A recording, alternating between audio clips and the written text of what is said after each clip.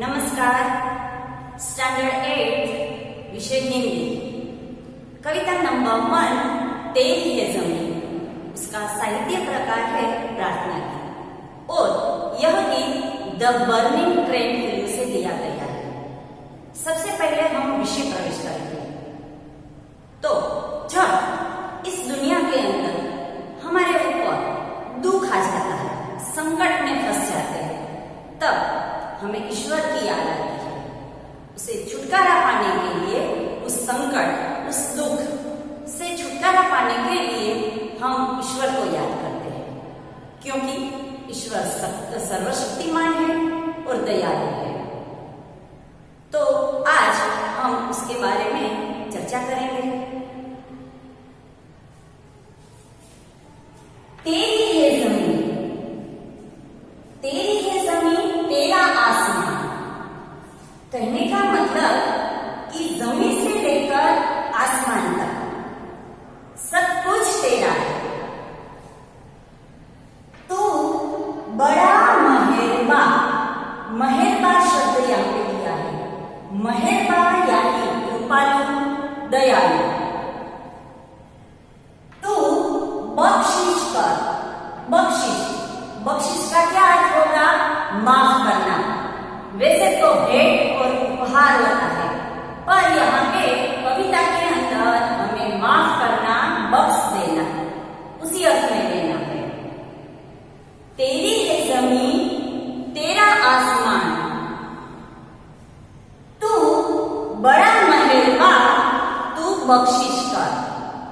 हे ईश्वर, जमीन से लेकर आसमान तक सब कुछ तेरा है, क्योंकि तू बड़ा दयालु है, तू कृपालु है। इसीलिए अगर हमारे से कोई भी गलती हो जाए, कोई अपराध हो जाए, तो उसके लिए हे ईश्वर, तुम हमें माफ कर देना, क्षमा करना।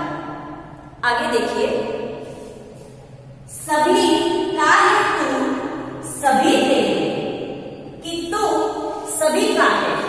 संसार के अंदर, दुनिया के अंदर जितने भी जीव सृष्टि है, उन सब के लिए तू बना है और हम सब तेरे हैं। खुदा मेरे, तू बख्शिश कर। हे खुदा, यहाँ पे ईश्वर को खुदा कहा गया है कि हे खुदा, तू हमें माफ कर दे, क्योंकि तू सभी का है और हम सब तुम्हारे हैं। इसीलिए हे ईश्वर, हे खुदा, तू हमें माफ कर दे। तेरी मर्जी से ये मालिक, मालिक शब्द यहाँ पे वो भी ईश्वर के लिए दिया गया है। तेरी मर्जी, मर्जी यानी इच्छा। हे ईश्वर, तेरी ही इच्छा से इस दुनिया में हमारा जन्म हुआ है, हम इस दुनिया में आए हैं। तेरी मर्जी से ये मालिक हम इस दुनिया में आए हैं। कहने का क्या मतलब कि अगर ईश्वर की नहीं इच्छा होती तो शायद हम इस दुनिया में नहीं आ पाते। इसीलिए हे ईश्वर, ये सब कुछ तेरी इच्छा से ही हुआ है। आगे देखिए, तेरी रहमत से हम सबने, रहमत शब्द दिया है। रहमत, रहमत यानी कृपा। किसकी कृपा? ईश्वर की कृपा। तेरी रहमत से हम सबने ये जिस्म, जिस्म यानी शरीर और जा, जा यानी प्राण, शरीर और प्राण पाए हैं। तेरी रहमत से हम सबने जिस्म और जा पाए हैं। कहने का भावार्थ है कि हे ईश्वर, तेरी ही कृपा से हम सबको यह शरीर और उसके अंदर जो प्राण वो मिले हैं। अगर ईश्वर की इच्छा होती तो सिर्फ हमें शरीर देता डालता तो क्या होता? कुछ भी नहीं। हम बोल नहीं सकते, सुन नहीं सकते, कुछ भी नहीं हो सकता। इसीलिए ईश्वर ने हमें शरीर तो दिया और ऊपर से उसके अंदर जान भी डाली है। इसीलिए हे ईश्वर, तेरी कृपा से हमें शरीर और प्राण दोनों मिले हैं।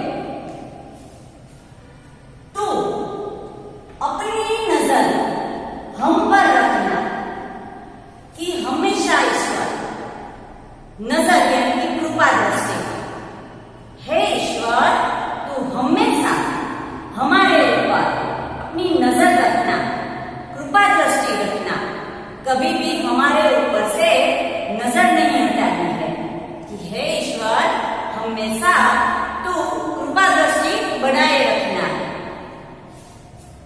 किस हाल में है ये खबर रखना कि हमारे हालत के बारे में, हे ईश्वर तू हमेशा हम किस हालत में है वह हमेशा हमारा ध्यान रखना। कहने का तात्पर्य कि एक एग्जाम्पल है कि एक छोटा बच्चा आंगन में खेल रहा है, उसकी माँ की नजर उस बच्चे के ऊपर ही है। क्यों? क्योंकि बच्चा कहीं पे गिर न जाए, क्योंकि वो बच्चा छोटा है, अभी ठीक से चलना भी नहीं आता है। तो कहने का मतलब कि उसकी माँ की नजर हमेशा उस छोटे के बच्चे के ऊपर रहती है। उसी तरह हे ईश्वर हम पर आपकी जो दृष्टि है कृपा दृष्टि बनाए रखना, क्योंकि तेरे सामने तो हम एक छोटे बच्चे ही है। अगर उस माँ की नजर उस छोटे बच्चे के ऊपर से जरा सी देर के लिए अगर हट गई तो उस बच्चे के साथ क्या होगा? कुछ भी अनहोनी हो सकती है, कुछ भी दुर्घटना हो सकती है और वो बच्चा गिर जाता है। उसी तरह अगर ईश्वर की नजर हम पर से हट गई तो क्या होगा? हमारे साथ भी कुछ भी अनहोनी हो सकती है, अकस्मात हो सकता है। कहने का मतलब कि हमेशा है ईश्वर तो अपनी कृपा दृष्टि हमारे ऊपर बनाए रखना। कहा गया है कि हर एक जगह ईश्वर नहीं पहुंच सकता, इसीलिए उसने माँ का निर्माण किया है। तो आगे देखिए, तू चाहे तो हमें रखे। कहने का मतलब कि हे ईश्वर तू चाहेगा तो हमें जिंदा रख सकता है, तू चाहे तो हमें मारे। कि अगर ईश्वर की इच्छा हुई तो हमें कभी भी मार सकता है, उसकी इच्छा के बगैर कुछ भी नहीं हो सकता। ईश्वर चाहेगा तो हम जिंदा रह सकते हैं और अगर ईश्वर चाहेगा तो हमारी कभी भी मौत आ सकती है। तेरे आगे झुका के सर खड़े हैं आज हम सारे। कि हे ईश्वर हम तेरे आगे हमेशा अपना सर झुका कर खड़े हैं। कहने का मतलब कि हम तेरी शरण में आ गए हैं कि हे ईश्वर कि तू चाहेगा तो हमें जिंदा रख सकता है और अगर तू चाहेगा तो हमें मार सकता है। हम तेरे आगे अपना सर झुकाकर खड़े हैं, तुमसे प्रार्थना करते हैं कि हमेशा अपने ऊपर अपनी कृपा दृष्टि बनाए रखना। ओ सबसे बड़ी ताकत वाली, तू चाहे तो हर आफत टाले। सबसे बड़ी ताकत वाला कौन है? ईश्वर है। कि वो सबसे बड़े दुनिया में ईश्वर के अंदर जितनी ताकत है इतनी ताकत तो और किसी में हो ही नहीं सकती। तो दुनिया के सर्वशक्तिमान है ईश्वर कि तू सबसे ताकत वाला है, कि वो सबसे बड़ी ताकत वाले तू चाहे तो हर आफत टाले। कि अगर ईश्वर तू चाहेगा तो हमारे ऊपर आई हुई मुसीबत संकट क्षण भर में तू टाल सकता है।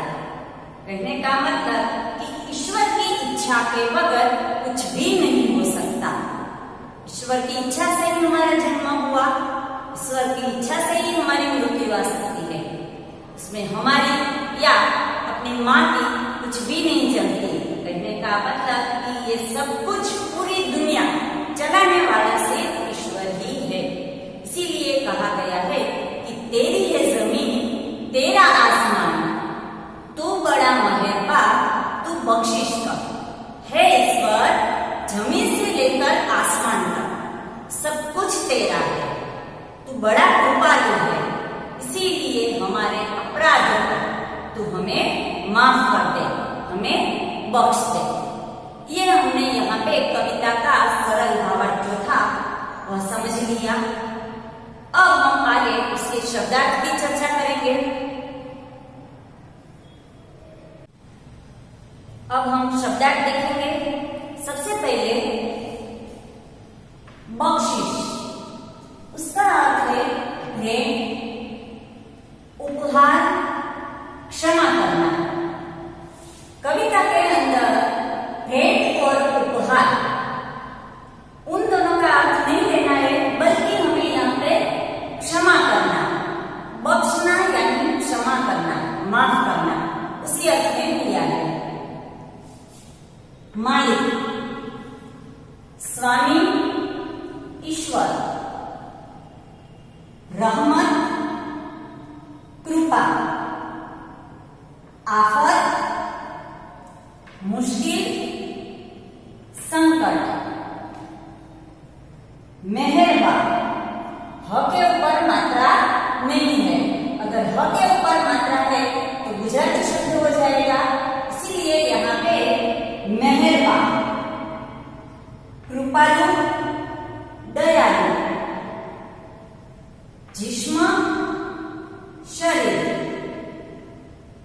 जान, प्राण।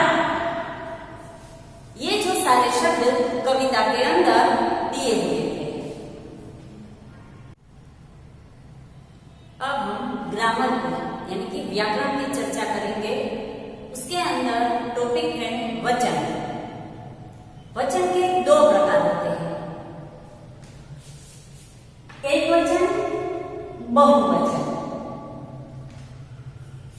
एक वचन की व्याख्या देखें तो जिस शब्द यानी संज्ञा, नाउन, जिस शब्द से एक का बोध होता है उसे एक वचन कहते हैं। उदाहरण, लड़का। कहने का मतलब कि किसी भी वस्तु, व्यक्ति, प्राणी एक का बोध होता है उसे एक वचन कहते हैं। जैसे लड़का तो उसमें एक का ही बोध होता है तो उसे एक वचन कहा जाता है। उसी तरह बहुवचन, बहुवचन की व्याख्या देखें, जिस शब्द से एक से ज्यादा का बोध होता है उसे बहुवचन कहते हैं। उदाहरण, लड़के। एक वचन के अंदर एक का बोध होता है, उससे उल्टा बहुवचन यानी कि एक से अधिक उनका बोध होता है उसे बहुवचन कहते हैं। जैसे कि लड़के यानी कि यहाँ पे एक से ज्यादा उसकी बात हो रही है, तो लड़के तो बहुवचन हो गया। तो वचन परिवर्तन के अंदर एक वचन यानी कि एक का बोध होता है और बहुवचन यानी कि एक से अधिक का बोध होता है उसे बहुवचन कहते हैं। अब हम वचन परिवर्तन कैसे करते हैं उसकी हम आगे चर्चा करेंगे। अब हम वचन परिवर्तन के बारे में थोड़ी जानकारी प्राप्त कर रहे हैं। सबसे पहले मैंने यहाँ पे कुछ उदाहरण लिखे हैं। ताला, ताले। एक वचन क्या हुआ? ताला। उसका बहुवचन ताले। ऊपर अनुस्वार नहीं किया। क्यों? क्योंकि ये जो शब्द है ताला, कमरा, घोड़ा, बच्चा, ये जो चार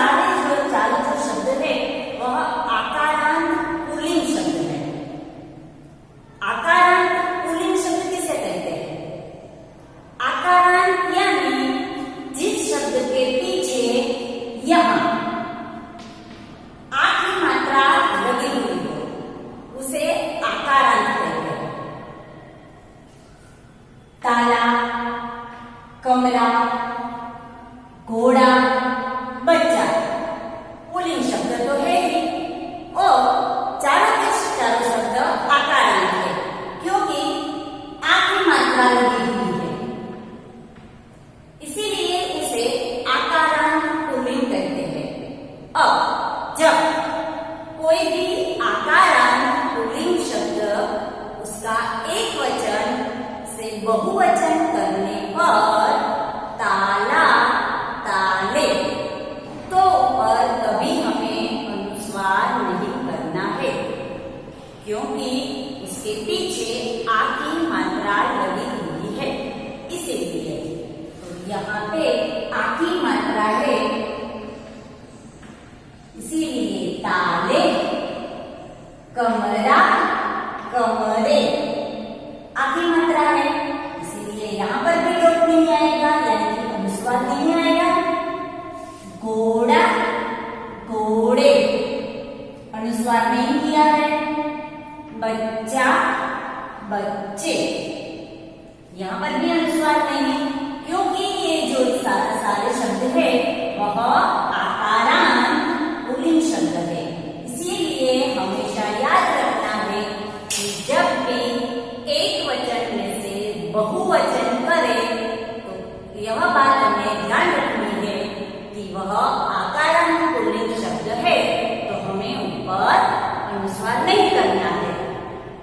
शब्द के अंत में आ के स्थान पर ये कर दिया जाता है, जैसे ताले, तो यहाँ पे ये जोड़ दिया जाता है तो उसका बहुवचन बनेगा। अब आगे अनुस्वार वाले शब्द देखें हम। लात, लाते, ऊपर अनुस्वार किया, यहाँ पे नहीं किया था, क्यों? क्योंकि यहाँ पे आ की मात्रा लगी हुई थी। यहाँ लात, त के पीछे कोई मात्रा ही नहीं है, यानी कि अ की मात्रा लगी हुई है, तो लात, लाते, आंख, आंखें, दोनों के ऊपर अनुस्वार। बात, बाते, यहाँ पर भी अनुस्वार लगाया। दीवार, दीवारें, मात्रा में कुछ भी बदलाव नहीं आएगा, सिर्फ यहाँ पे अनुस्वार ही लगेगा। अब लात, आंख, बात, दीवार, ये जो चारों शब्द है वह अकारांत स्त्रीलिंग शब्द है। अब अकारांत स्त्रीलिंग शब्द उसका एक वचन में से बहुवचन जब करे तब मात्रा के अंदर कोई भी बदलाव नहीं आएगा, बल्कि क्या होगा, अकारांत है, यानी कि अ की मात्रा लगी हुई है, इसीलिए जब उसका बहुवचन करे तब बहुवचन करने पर ऊपर अनुस्वार लगा दिया जाता है, तब उसका बहुवचन हो जाएगा। लात, लाते, अ की मात्रा यानी कि अकारांत स्त्रीलिंग शब्द का एक वचन में से बहुवचन करने पर किसी भी मात्रा के अंदर बदलाव नहीं आएगा और ऊपर अनुस्वार लगा देते हैं।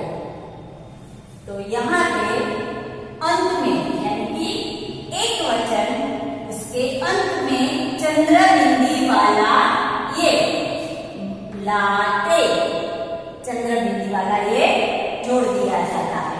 और दीवारा, दीवारें, यहाँ पे मात्रा के अंदर भी बदलाव नहीं आएगा, सिर्फ ऊपर अनुस्वार ही आएगा। दीवार दीर्घ है तो दीर्घ ही रहेगा, उसके अंदर ह्रस्व नहीं हो सकता, तो उसी अंदर की मात्रा में कोई भी बदलाव नहीं आएगा।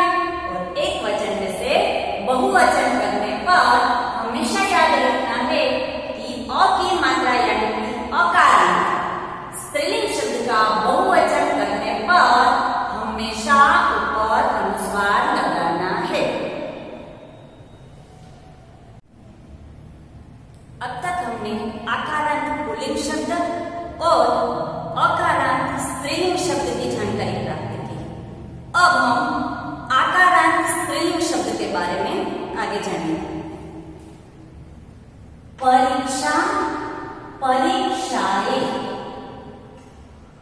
माला, मालाएं, बालिका, बालिकाएं, कन्या, कन्याएं। ये जो चार शब्द है वह आकारांत स्त्रीलिंग शब्द है। अब हमारी समझ में आ गया कि आकारांत स्त्रीलिंग शब्द यानी क्या। जिस शब्द के पीछे आ की मात्रा लगी हो उसे आकारांत कहते हैं और स्त्रीलिंग तो है ही चार। तो आकारांत स्त्रीलिंग शब्द का बहुवचन जब करें तब शब्द के अंत में पीछे ये चंद्रबिंदी वाला ये जोड़ देते हैं। जैसे कि परीक्षाएं, यहां पर भी मात्रा में कोई बदलाव नहीं आएगा।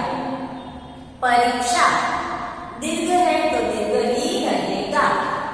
परीक्षाएं, माला, मालाएं पर चंद्रबिंदी आ जाएगी। बालिका यहाँ पे अश्वई की मात्रा है तो वही रहेगी और पीछे चंद्रबिंदी वाला ये जोड़ दिया जाता है। कन्या, कन्याएं, यहाँ पर भी सिर्फ चंद्रबिंदी वाला अंत में ये जोड़ देने से इसका बहुवचन हो जाएगा। अब आगे स्मृति, स्मृतियां, कृति, कृतियां, आ। अब छोटे की मात्रा निकालिए तो छोटे की मात्रा यहाँ पे स्मृति एक वचन में से बहुवचन करने पर यानी कि इकारांत स्त्रीलिंग शब्द का बहुवचन जब हम करते हैं तब शब्द के अंत में या जोड़ दिया जाता है।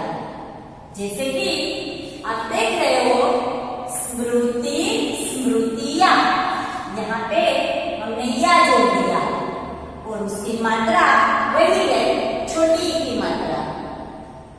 कृति, कृतियां, इकारांत है ही, यहाँ पे हमने या जोड़ दिया इसीलिए उसका बहुवचन जब हुआ कृतियां यानी कि वो मात्रा के अंदर कोई बदलाव नहीं आया। जाति, हस्वई की मात्रा, यहाँ बहुवचन करने पर भी जातियां मात्रा भी वही रहेगी, पीछे या जोड़ दिया जाता है। तिथि, तिथियां, यहाँ ती और थी मात्रा के अंदर किसी भी प्रकार का बदलाव नहीं आया और शब्द के अंत में हमने यहाँ पे या जोड़ दिया इसीलिए हो गया तिथिया। तो यहाँ तक हमने देखा आकारांत पुल्लिंग शब्द, अकारांत स्त्रीलिंग शब्द और आकारांत स्त्रीलिंग शब्द और इकारांत स्त्रीलिंग शब्द की हमने जानकारी प्राप्त कर ली। अब तक हमारी समझ में आ गया कि कहाँ पे अनुस्वार लगता है, कहाँ पे नहीं लगता है, छोटी की मात्रा कहाँ पे आती है और कहाँ पे मात्रा के अंदर बदलाव आता है। तो वह सब यहाँ तक हमने समझ लिया। अब हम दीर्घ यानी कि बड़ी की मात्रा के बारे में अब हम आगे उसकी चर्चा करेंगे। अब तक हमने आकारांत पुल्लिंग शब्द, अकारांत स्त्रीलिंग शब्द, आकारांत स्त्रीलिंग शब्द और इकारांत स्त्रीलिंग शब्द उसकी हमने चर्चा कर ली। अब हम आगे देखेंगे इकारांत यानी बड़ी की मात्रा दीर्घ। तो बड़ी की मात्रा के अंदर हम देखेंगे नदी, उसका बहुवचन क्या होगा नदियां। यहाँ पे हमने देखा कि वो बड़ी की मात्रा है, दी जो दिया है जो द की जो मात्रा है वह बड़ी की मात्रा है। जब उसका हम बहुवचन करेंगे तब वो मात्रा बदल दी जाएगी और वहां पे हस्वई की मात्रा आ जाएगी नदियां और यहाँ चंद्रबिंदी लग जाएगी या के ऊपर। जिस तरह इकारांत स्त्रीलिंग शब्द ये चार शब्द जो है वो स्त्रीलिंग नदी, स्त्री, रानी, कली। वह स्त्रीलिंग शब्द यानी कि इकारांत स्त्रीलिंग शब्द का बहुवचन करने पर बड़ी ई की मात्रा को छोटी ई की मात्रा में बदल देते हैं और शब्द के अंत में या जोड़ दिया जाता है। जैसे कि हमने यहाँ पे देखा नदी, नदिया, द की जो मात्रा है यहाँ पे बदल दी गई है, छोटी ई की मात्रा कर दी और पीछे या के ऊपर चंद्र बिंदी आ गई तो हो गया नदिया। उसी तरह स्त्री, स्त्री के अंदर भी बड़ी ई की मात्रा है तो इकारांत स्त्रीलिंग शब्द एक वचन का बहुवचन क्या हुआ? स्त्रिया। मात्रा के अंदर यहाँ पे बदलाव आ गया और चंद्र बिंदी लगा दी गई। अब आगे रानी, नी की जो मात्रा है वह दीर्घ है यानी कि बड़ी की मात्रा, तब उसका बहुवचन क्या होगा? रानिया। न की जो मात्रा है वह छोटी कर दी गई और य के ऊपर चंद्र बिंदी जोड़ दिया गया। अब आगे कली, ल की जो मात्रा है वह दीर्घ है, उसका बहुवचन करने पर वह मात्रा छोटी की मात्रा हो जाएगी कलिया और पीछे शब्द के अंत में या जोड़ देने से वह उसका बहुवचन हो गया। उसी तरह हमने यहाँ पे इकारांत स्त्रीलिंग शब्द का बहुवचन देखा। अब आगे हमें क्या देखना है? शब्द के अंत में इया शब्द, इया शब्द वाले जो है उसका जब बहुवचन आता है तब पीछे शब्द के अंत में सिर्फ या जोड़ देने से उसका बहुवचन हो जाएगा। जैसे कि चिड़िया, एक वचन और बहुवचन। उच्चारण में किसी भी प्रकार का कोई भी बदलाव नहीं है, दोनों चिड़िया, चिड़िया एक जैसा ही दोनों का उच्चारण है, पर फर्क सिर्फ इतना है कि जब उसका बहुवचन करे तो पीछे इया शब्द वाले का बहुवचन जब होता है तब ऊपर या लगा दिया जाता है। चिड़िया यानी कि सिर्फ चंद्र बिंदी लगा देने से उसका बहुवचन हो जाता है। जैसे कि उड़िया, इया पीछे शब्द के अंत में इया है तो क्या हो जाएगा बहुवचन? उड़िया यानी कि ऊपर चंद्र बिंदी आ जाएगी। मात्रा तो दोनों में वही रहेगी, एक वचन में भी वही, बहुवचन में भी वही, इसके अंदर किसी भी प्रकार का बदलाव नहीं आता है। गुड़िया, एक वचन में भी गुड़िया, बहुवचन में भी गुड़िया, सिर्फ बदलाव इतना कि यहाँ के ऊपर यहाँ पे चंद्र बिंदी हो जाएगी। उसी तरह आगे देखेंगे डिबिया, डिबिया दोनों हस्वा है, यहाँ पर भी हस्वा, सिर्फ बदलाव इतना कि यहाँ के ऊपर चंद्र बिंदी, यानी कि कहने का मतलब या अंत वाले स्त्रीलिंग शब्द का बहुवचन करने के लिए अंत में या को या यानी कि चंद्र बिंदी वाला या जोड़ देने से उसका बहुवचन हो जाता है। तो यहाँ तक समझ में आ गया कि इकारांत स्त्रीलिंग शब्द और शब्द के अंत में या शब्द का बहुवचन करने पर या लगा देने से उसका बहुवचन हो जाता है। यहाँ तक कि हमने जानकारी प्राप्त कर ली।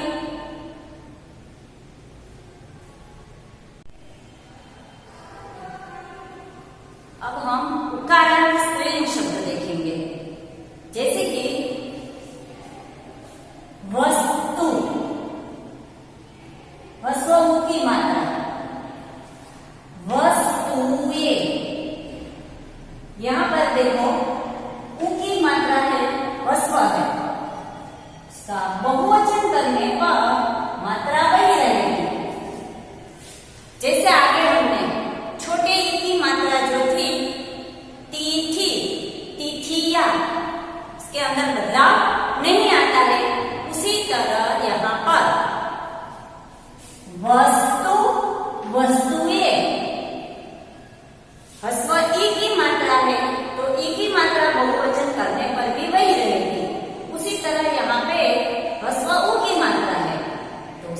बहुवचन करेंगे तब मात्रा वही रहेगी वस्तुएं।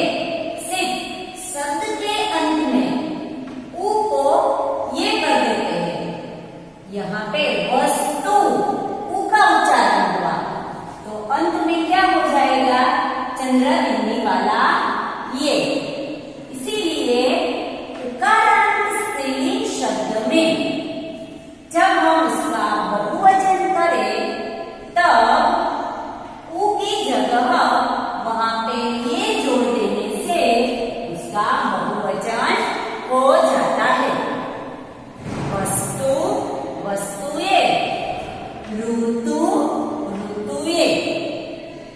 मात्रा वही, अंत में ये जोड़ देने से बहुवचन हो गया। अब आगे वधु। मात्रा है बड़े ऊ की मात्रा। यहाँ हमने छोटे ऊ की मात्रा देखी, यहाँ पे बड़े ऊ की मात्रा। वधु पर जब हम उसका बहुवचन करेंगे मात्रा बदल दी जाएगी और अंत में ये लगाने से वह बहुवचन हो जाएगा। जैसे कि उकारांत स्त्रीलिंग शब्द वधु स्त्रीलिंग शब्द है और उकारांत है, यानी कि उसकी मात्रा जो है वह दीर्घ है। तो वधु उकारांत स्त्रीलिंग शब्द हो गया। जब उसका बहुवचन करे तब वो मात्रा बड़े ऊ की मात्रा की जगह यहाँ पे छोटे ऊ की मात्रा हो जाएगी और अंत में ये जोड़ देने से इसका बहुवचन हो जाएगा। जैसे हमने देखा नदी, बड़ी की मात्रा, जब उसका बहुवचन किया तो मात्रा के अंदर परिवर्तन ला दिया गया। नदिया, दी की जो मात्रा है वो ह्रस्व कर दी गई और पीछे या जोड़ देने से इसका बहुवचन हो गया। उसी तरह यहाँ पे बड़े ऊ की मात्रा की जगह छोटे ऊ की मात्रा आ जाएगी और अंत में यहाँ पे ये लगाने से वधुएं इसका बहुवचन हो जाएगा। अब हम आगे देखें गौ। ओ की मात्रा गौ उकारांत शब्द यानी कि ओ की मात्रा आ गई। गौ गौवे, इसके अंदर औकारांत स्त्रीलिंग शब्द में ये लगाकर उसका बहुवचन हो जाता है। गौ है तो उसमें पीछे हमें सिर्फ चंद्र बिंदी वाला ये जोड़ देना है तो उसमें हो जाएगा गौवे।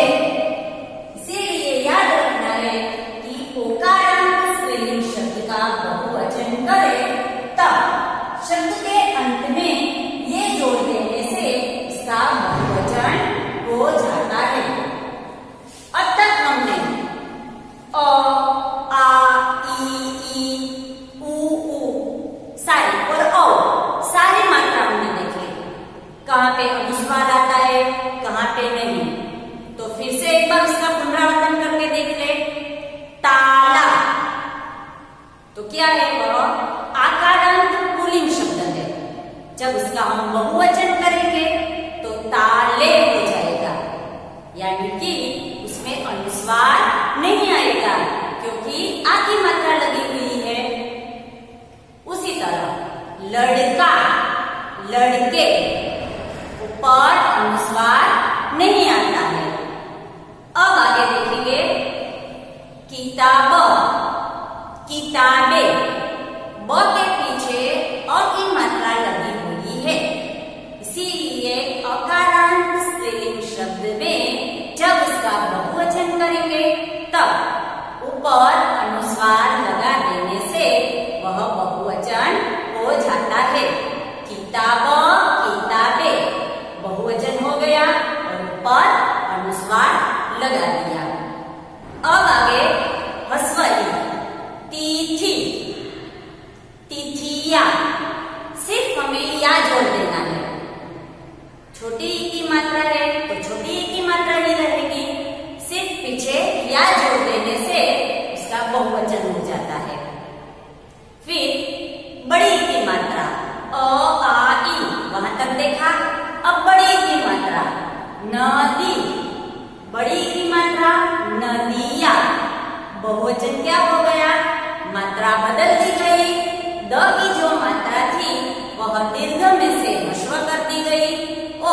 पीछे या जोड़ देने से उसका बहुवचन हो गया। यहाँ तक हमने देखा। अब छोटी हुई मात्रा वस्तु, वस्तुएं, मात्रा वही की वही रही, सिर्फ पीछे ये लगाने से इसका बहुवचन हो गया। फिर आगे वधु, बड़े की मात्रा, बहुवचन क्या हुआ? वधुएं। तो बहुवचन करने पर मात्रा के अंदर बदलाव आ जाता है। ओकारांत स्त्रीलिंग शब्द गौ, गौवे, ये लगाने से इसका बहुवचन हो गया। तो यहाँ तक एक वचन और बहुवचन व्याकरण के अंदर उसके नियम के अनुसार हम बदलाव ला सकते हैं। उसके नियम के अनुसार अकारांत है, आकारांत है, स्त्रीलिंग है या पुल्लिंग है, उस हिसाब से हम उसका वचन परिवर्तन कर सकते हैं। तो हमने वचन परिवर्तन की और वचन दोनों की जानकारी प्राप्त कर ली।